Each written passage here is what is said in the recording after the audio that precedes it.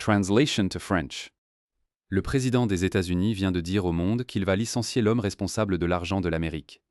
Et l'homme responsable a regardé la caméra et a dit qu'il ne va nulle part. Cette impasse entre Donald Trump et Jérôme Powell s'est maintenant escaladée au point où les procureurs se présentent à la porte d'entrée de la Réserve fédérale. Les enquêtes criminelles sont rejetées par les juges et le Sénat est bloqué dans une impasse que personne à Washington ne semble capable de briser. Le mercredi 15 avril 2026, lors d'une interview sur Fox Business avec Maria Bartiromo, le président Trump a été interrogé sur le fait que Jérôme Powell reste à la Réserve fédérale après l'expiration de sa présidence. Alors je vais devoir le licencier. Le président a dit lors d'une interview sur Fox Business, il a été encore plus loin. S'il ne part pas à temps, je me suis retenu de le licencier. J'ai voulu le licencier, mais je déteste être controversé.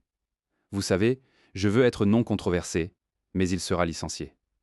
Trump a dit à la présentatrice de Fox Business, Maria Bartiromo, cette seule déclaration aurait suffi à dominer le cycle d'actualité. Mais c'était ce qui s'était passé avant et ce que Powell avait déjà dit des semaines plus tôt qui a transformé cela en quelque chose de bien plus important qu'un simple désaccord politique. Trump, en janvier, a nommé l'ancien gouverneur de la Réserve fédérale, Kevin Warsh, pour remplacer Powell, dont le mandat à la tête de la Banque centrale expire le 15 mai.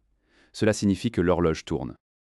Le temps de Powell en tant que président de la banque centrale la plus puissante de la Terre est censé prendre fin dans environ un mois. Dans des circonstances normales, Warsh serait confirmé. Powell démissionnerait et la transition serait ordonnée. Mais ce ne sont pas des circonstances normales. Powell a déclaré qu'il n'avait aucune intention de démissionner du Conseil, tant que l'enquête de l'administration Trump par le ministère de la Justice sur un projet de rénovation de bâtiments ne serait pas terminée.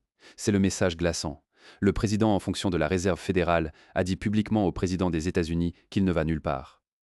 Non pas à cause de la politique, non pas à cause de l'ego, mais parce que le ministère de la Justice a lancé une enquête criminelle contre Powell, qu'il croit être politiquement motivé, et il refuse de partir tant que ce nuage plane sur son nom et sur l'institution qu'il dirige.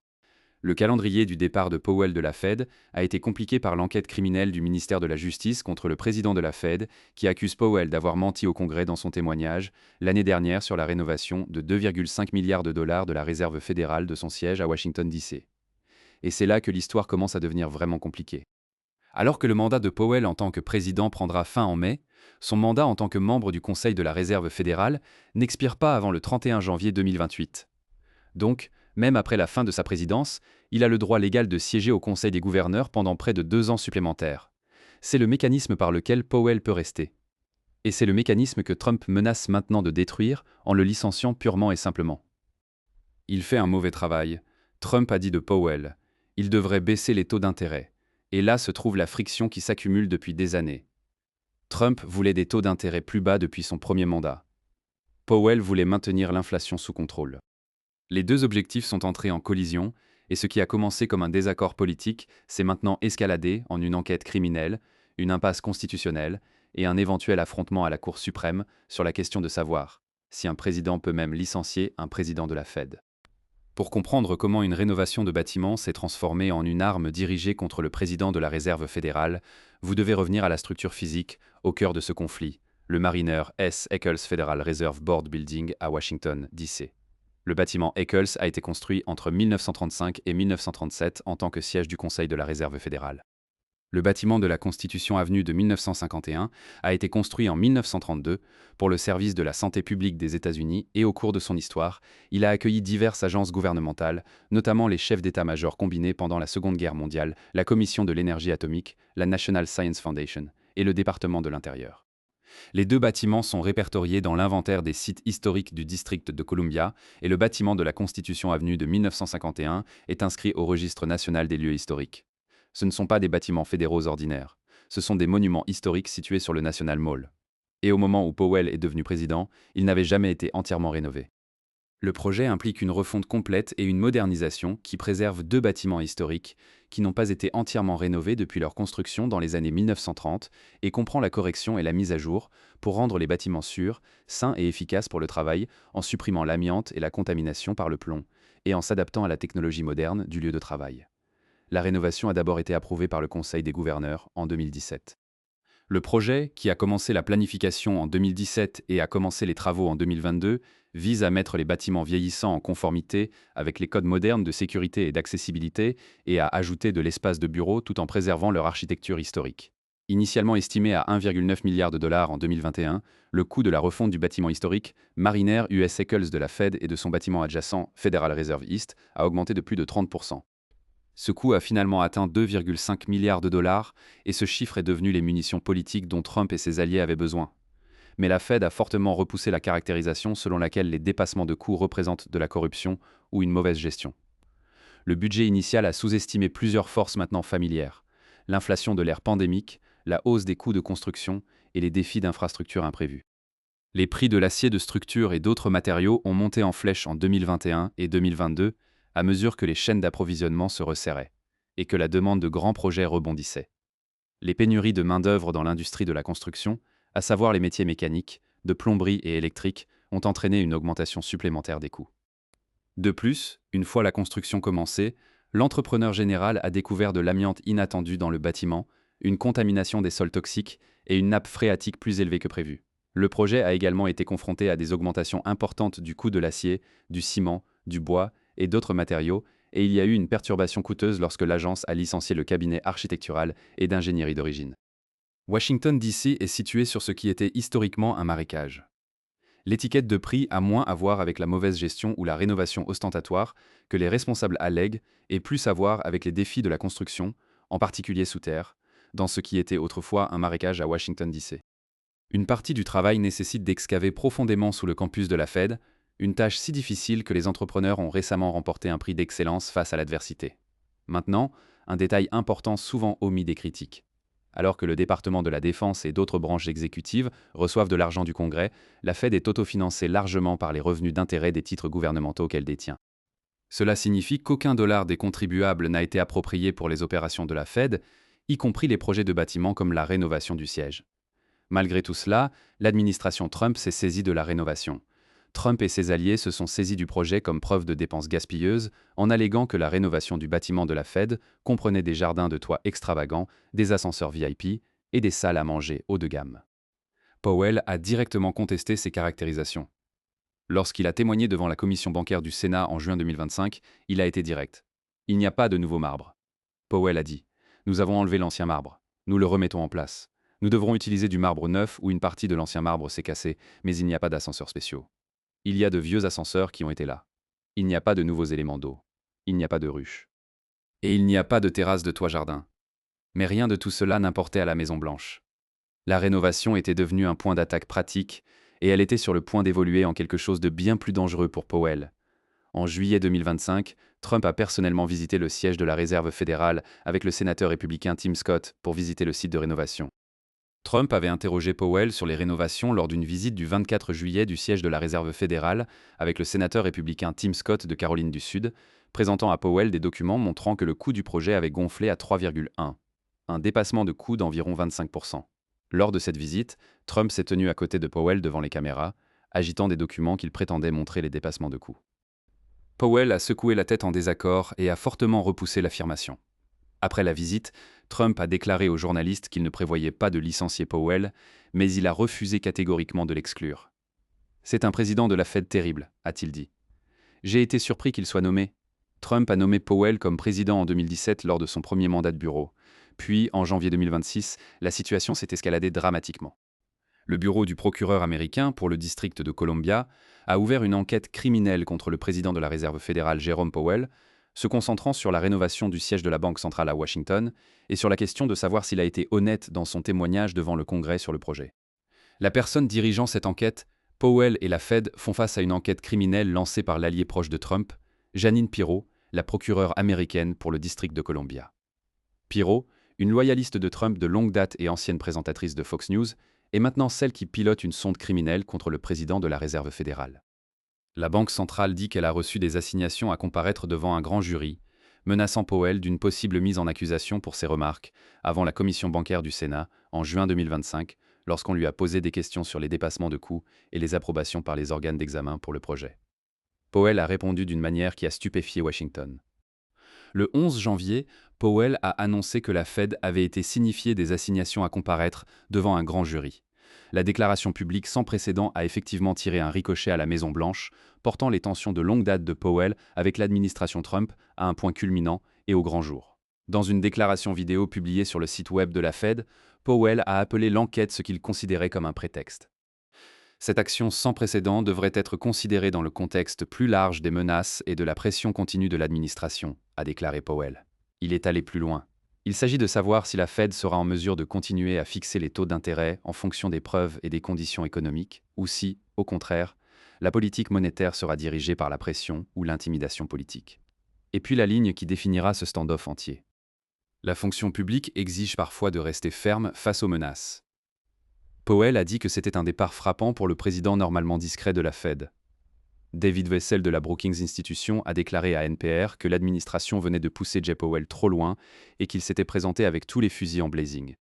La déclaration publique sans précédent a également secoué les marchés mondiaux car les investisseurs se demandaient jusqu'où Trump serait disposé à aller pour affaiblir Powell et la Fed. En mars 2026, un juge fédéral a pris position et son avis était cinglant.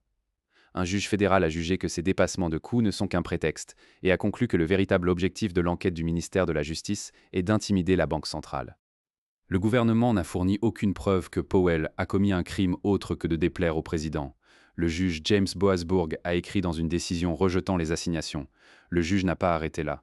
Il y a de nombreuses preuves que l'objectif dominant, sinon unique, des assignations est de harceler et de faire pression sur Powell, soit pour céder au président, soit pour démissionner. Malgré le rejet des assignations, Pirot a déclaré qu'elle prévoit d'en appeler. Et puis, juste mardi, 14 avril, le Wall Street Journal et le New York Times ont rapporté que 2 procureurs ont effectué une visite surprise au site de construction du siège de la Fed. On les a refusés. Robert Herrur, un avocat représentant la Fed, le président qui a constamment dénigré Powell pour que la Fed maintienne les taux d'intérêt élevés, a appelé Powell un désastre pour le pays mercredi. C'est là que la situation devient ironique d'une manière qui défie presque la croyance. La propre stratégie de Trump maintient peut-être Powell au pouvoir plus longtemps. Trump a nommé l'ancien gouverneur de la Fed Kevin Warsh comme son remplaçant, mais il n'a pas encore été confirmé, ce qui laisse la possibilité pour Powell de prolonger son mandat en tant que président. Lors d'une conférence de presse en mars, Powell a déclaré que si le Sénat n'avait pas confirmé Warsh avant le 15 mai, Powell resterait par intérim. C'est ce que la loi exige. C'est ce que nous avons fait à plusieurs occasions, a-t-il dit, et la confirmation de Warsh est loin d'être garantie. Le mois dernier, le sénateur de Caroline du Nord Thom Tillis a déclaré qu'il bloquerait la confirmation de Warsh jusqu'à ce que la sonde criminelle fédérale contre Powell soit terminée. Tillis n'est pas une figure de la marge. Il siège à la commission bancaire du Sénat. Tillis siège à la commission bancaire du Sénat, et s'il votait avec les démocrates de la commission pour s'opposer au candidat de Trump, la commission serait dans l'impasse 1212. La réaction de Tillis à l'enquête du DOJ était furieuse. Le sénateur républicain Thom Tillis de Caroline du Nord a réagi avec fureur à la sonde Powell, écrivant sur X que les conseillers de Trump poussaient activement à mettre fin à l'indépendance de la Réserve fédérale. Je m'opposerai à la confirmation de tout candidat pour la Fed, y compris le prochain poste vacant de président de la Fed, jusqu'à ce que cette affaire juridique soit pleinement résolue, a écrit Tillis quelques heures après que Powell ait publiquement annoncé les assignations. Il n'est pas le seul sénateur républicain à soulever des préoccupations. La sénatrice Susan Collins du Maine a déclaré aux journalistes que la vidéo de Powell révélant les assignations soulevait de nombreuses questions troublantes. Et la sénatrice Lisa Murkowski de l'Alaska a déclaré qu'elle voyait l'enquête comme une tentative d'intimidation, menace et coercition. Le sénateur John Kennedy de la Louisiane a déclaré qu'il pense qu'il est peu probable que Powell ait mal agi et a mis en garde contre le conflit entre M. Trump et le chef de la Fed pourrait être économiquement dommageable. L'évaluation de Kennedy était particulièrement directe. Si vous vouliez concevoir un système pour faire monter les taux d'intérêt et non baisser, vous auriez la Réserve fédérale des États-Unis et la branche exécutive des États-Unis entrer dans un concours de pisse.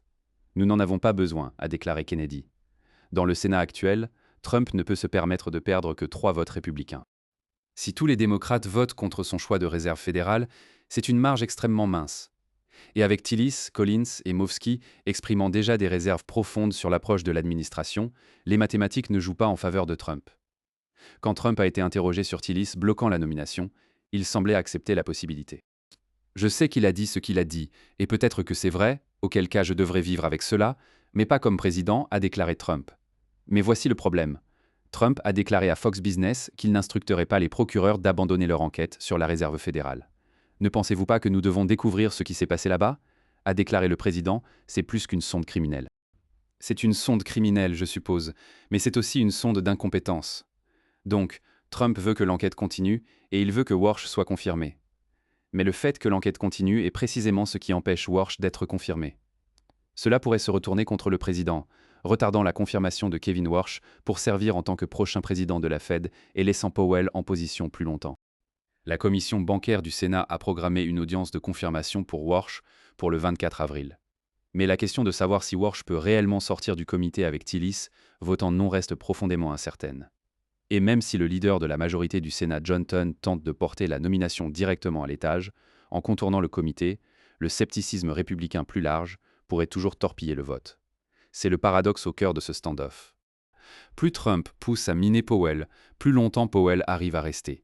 Pourquoi ce combat importe au-delà de deux hommes?